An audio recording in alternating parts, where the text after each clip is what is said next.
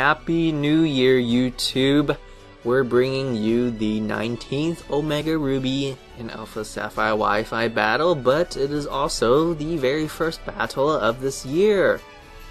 To celebrate it, I'm gonna bring Boogers back. Boogers is back, and today we are challenged by Tracy. I fought Tracy once, and I lost. So, I decided, you know what, New Year, I'm gonna redeem myself, and I'm gonna fight him once again.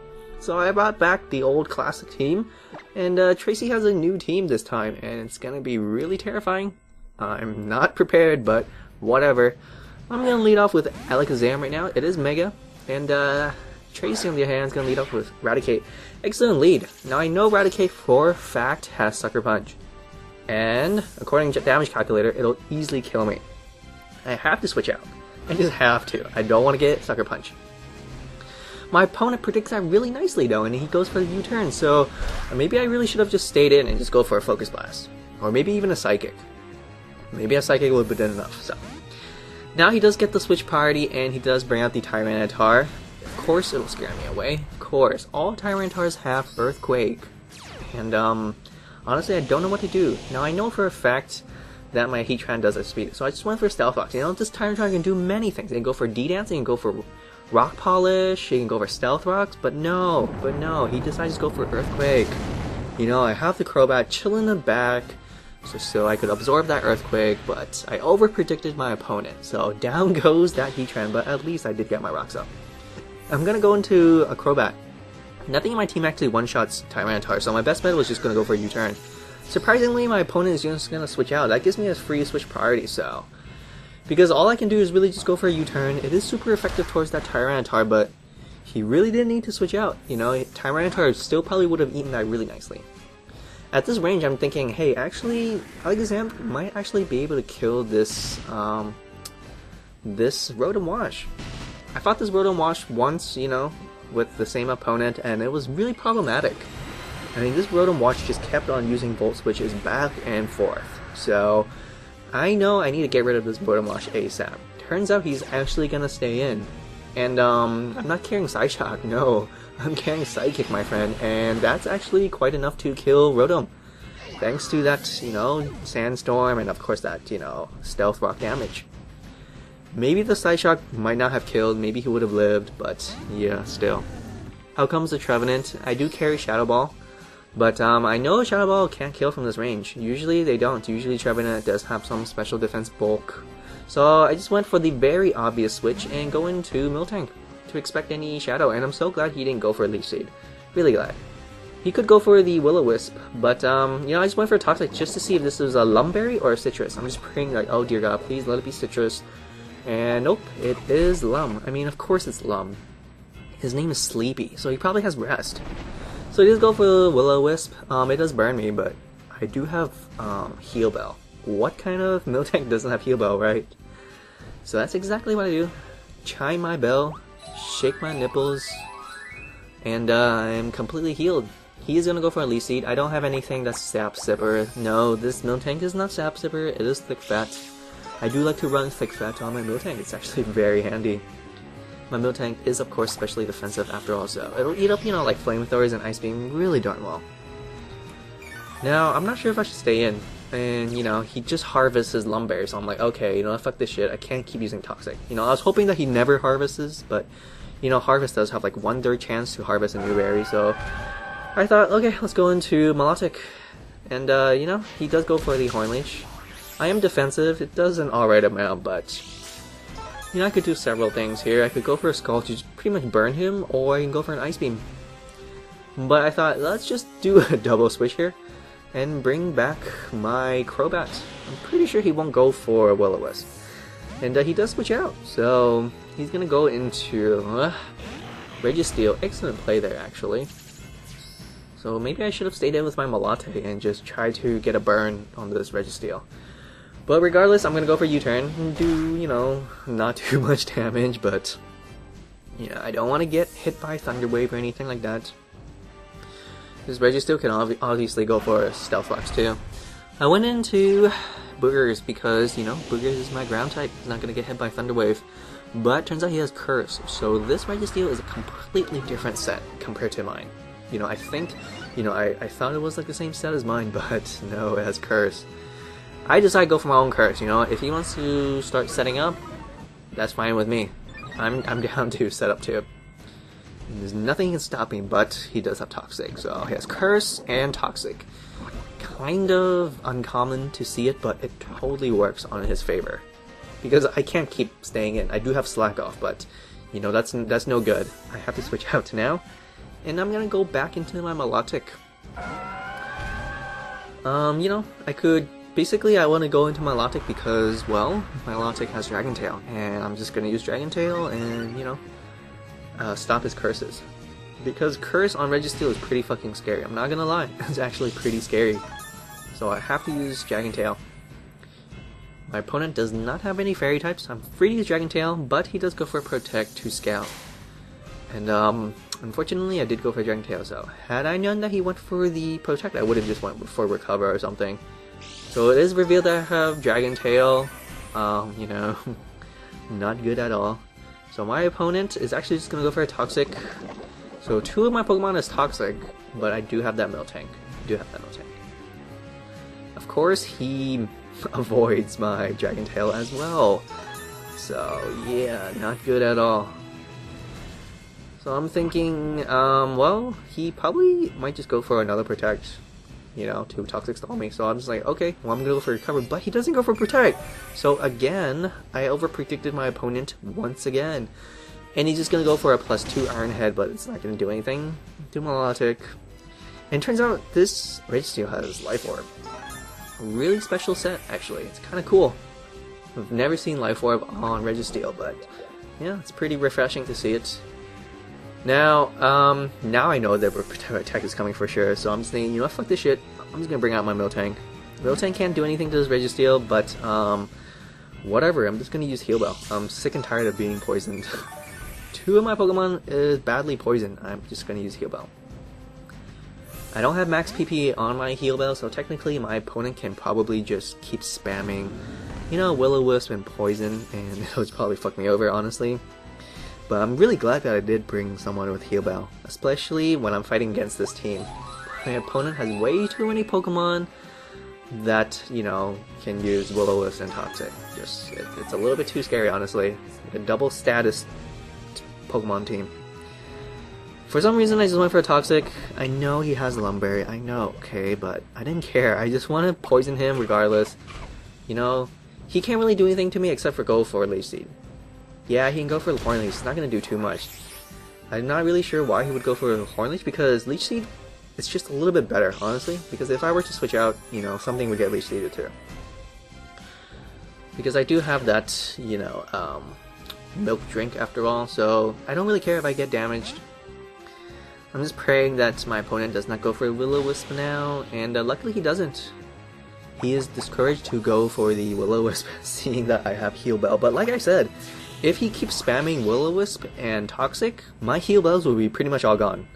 He would force me to use Heal Bell, and I only have like 5 Heal Bells. Like, well, like 3 by now.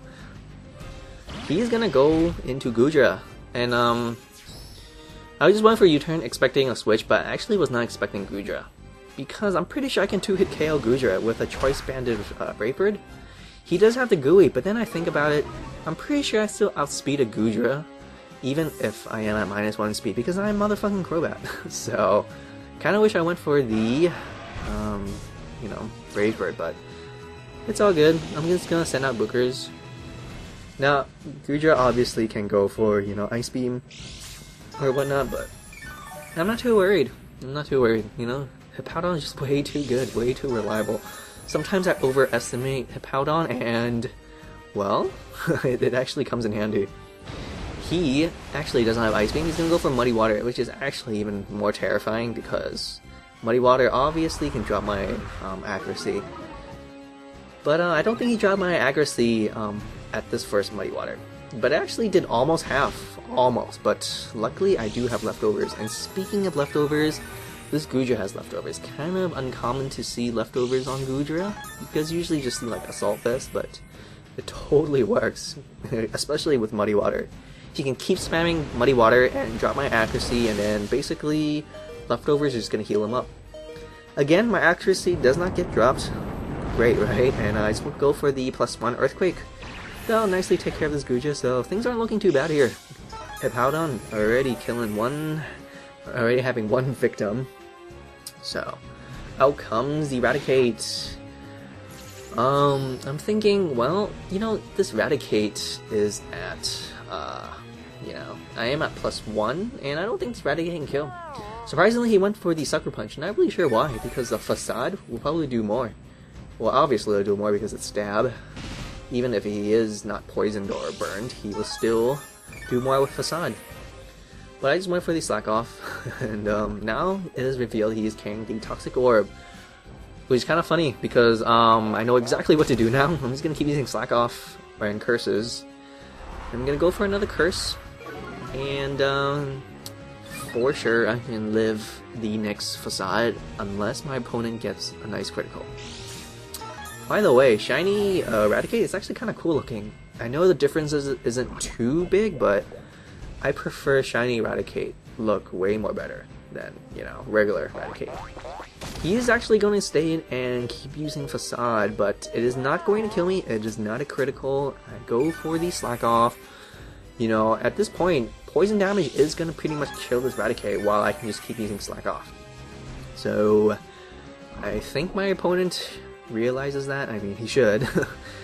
And he's gonna U-turn. He's gonna get out of here. He knows it is futile to struggle with the boogers, and he's going to bring out the Tyranitar. Now, most Tyranitars are physical, but you know I am at like you know +3 curses by now. So even though if this Tyranitar is physical, it's not gonna do too much, honestly. Unless this Tyranitar has Ice Beam. I've seen, you know, special Tyranitars, and Tyranitar can learn Ice Beam. It actually might be able to do something. Or this Tyranitar can start setting up Dragon Dances or something. Or this Tyranitar is like a Staller and it has, you know, Toxic. But it has neither of those, and it only has physical moves, and it goes for the Ice Fang. But it flinches me. So I'm kind of scared that he might just get a Freeze Hex, or he might keep flinching me. You knowing me, knowing Repel Games of all Repel, I have the worst luck possible.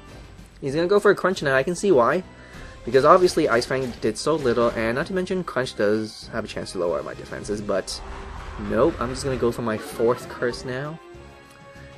And honestly, he's just giving me all this opportunity to set up. What I feel like my opponent really should have done was just send out the Trevenant ASAP and just land the Will-O-Wisp and land the Leech Seed, and you know that would actually halt me much better.